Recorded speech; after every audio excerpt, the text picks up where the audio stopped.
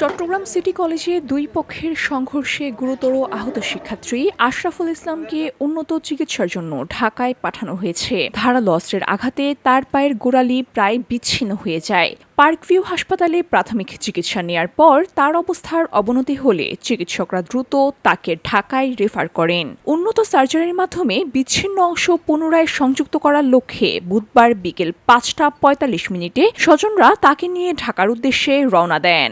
এদিকে এই হামলার ঘটনায় ঢাকা বিশ্ববিদ্যালয়ের ভিপি চট্টগ্রামে এসে নেতাকর্মীদের সঙ্গে নিয়ে পুলিশ কমিশনারের কাছে একটি স্মারকলিপি প্রদান করেন। আশঙ্কাজনক এখনো আছে যে তার আসলে পায়ের অবস্থা কি হবে, মাথায় আবার আঘাত পাইছে, মাথা যেহেতু সেনসিটিভ, সেই বিষয়টা আমরা সেই বিষয়ের দিকে লক্ষ্য রেখেই মূলত আমরা উন্নত চিকিৎসার জন্য মূলত ঢাকায় আমরা নিয়ে যাচ্ছি।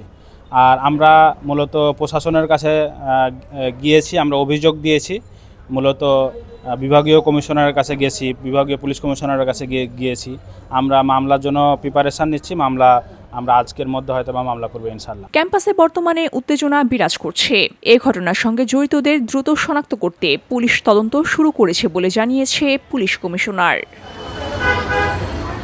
VOD Bangla news desk.